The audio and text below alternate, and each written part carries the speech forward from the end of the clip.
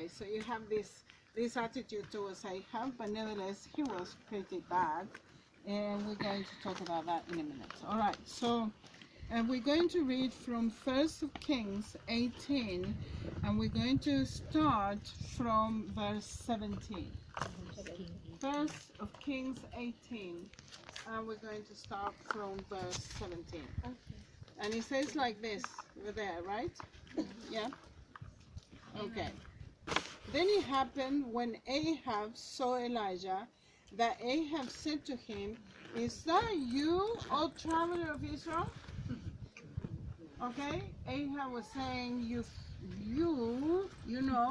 caused trouble, And why was Ahab annoyed with Elijah? Who can tell me? Why was Ahab annoyed with Elijah? Because, sorry? The famine. No water. He actually prayed that God will stop the rain in this land for 3 years. Yes. No rain. That means no food. This land is totally dependent on rain. Okay? So the first year you have no crops. The second year of no rain, you have no animals. The animals will die off. And the third year, people are starting to die. Okay? So you're in terrible trouble if this land doesn't have rain. Okay? And here is Elijah stopped the rain. And then it says, and he answered, "I have no trouble, Israel, but you and your father's house have, in that you have forsaken the commandments of the Lord and have followed Baals." Okay? When we are actually sinning, we always want to blame somebody else, right? It's your fault. It got nothing to do with me. Yeah, we blame other people. This is so totally human nature, yeah? Adam and Eve, the woman that you gave me to eat, and I ate it. Yeah. And then the woman said, "Well, the snake actually deceived me," and I ate. Yeah, we're always blaming somebody else. We don't take responsibility. This is exactly what Ahab is doing. Yeah, and of course Elijah said, "Well, it's not me, it's you, that you are following the Baals." Okay, now Baal, this is very interesting.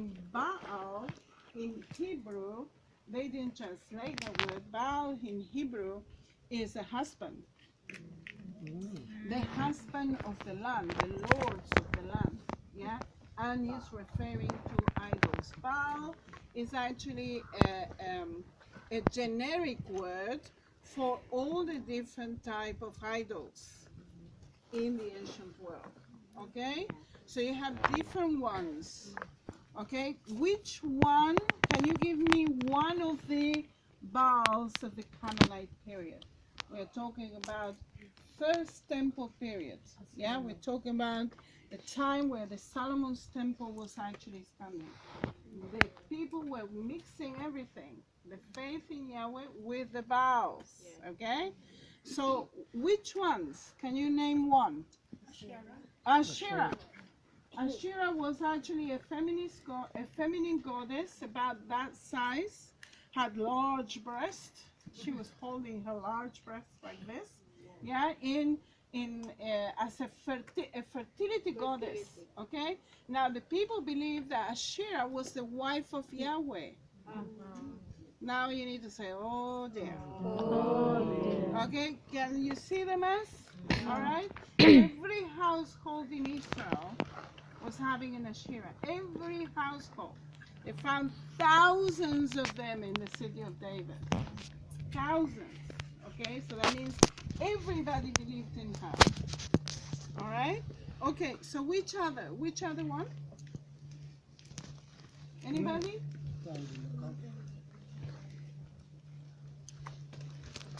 Moloch. Molech. You call him Molech. Okay. Now Molech had the face of a bull and had his hands handed like this, and they would put the children in his hands, and they will drop the children in the fire, and the children will be screaming, their heads burned alive, and then so that the parents didn't hear the screaming of the child, they will have drums, yeah, while the child is being burned. Therefore, all of Israel knew when child sacrifices were going on. Jeremiah the prophet said to people, when have God ever asked you to sacrifice your children? Yeah, this is an abomination to God. Can you see that? Yeah.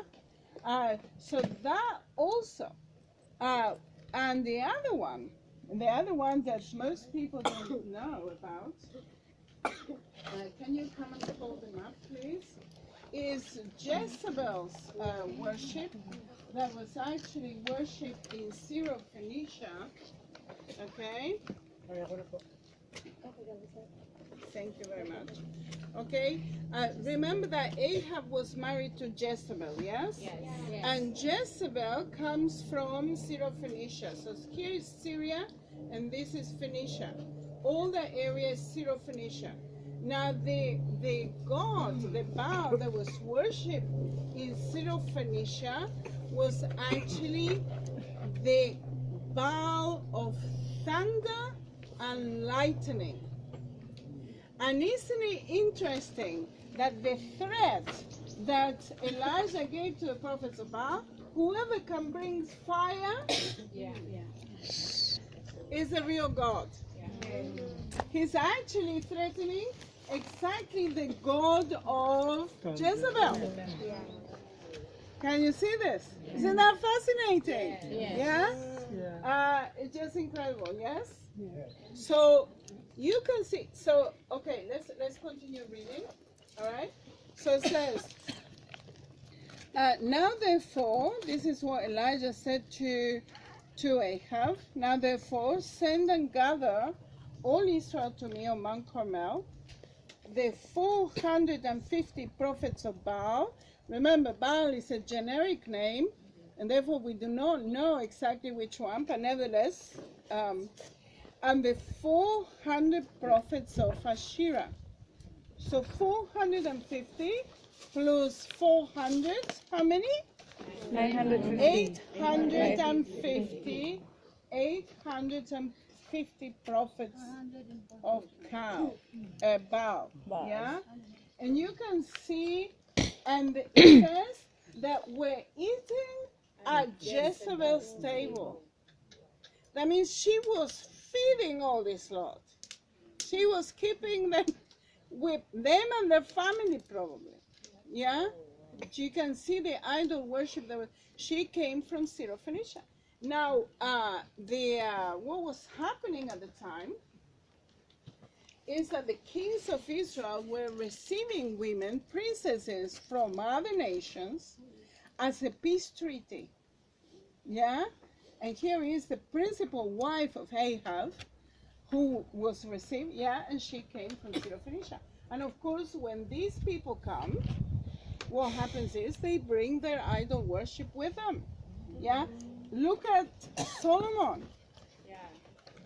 How many thousands of wives and concubines did she have? 700.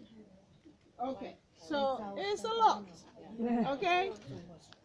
How he kept them all happy, I don't know. Impossible. Impossible. Why impossible? He went and actually built temples for them. Yeah, can you imagine them nagging at him all the time? Yeah, and then he went, so Israel was actually mixing everything. Idol worship with the worship of Yahweh. Okay? Let's continue reading. So Ahab sent for all the children of Israel, verse 20, and gathered the prophets together on Mount Carmel. And Elijah came to all the people and said, how long will you falter between two opinions? If the Lord is God, follow him. But if Baal, follow him. Yeah, for goodness sake, stop mixing things up. Remember that God of Israel is a God, a jealous God. But what was happening with the people? The people were ignorant of the scriptures. The people didn't know how to read and write. Very few people at the time had the Holy Spirit. Very few people. They heard about what happened, that they came out of Egypt, but that was a long time ago. So what Israel was doing was worshiping all the gods just in case, to keep them all happy. And therefore you'll be fine if you keep them all happy. Can you see that? Yeah? Okay. So it says, of course, and then it says, but the people answered him not. Why they didn't answer him? Because they did not know who was the real God. They did not know who they needed to follow.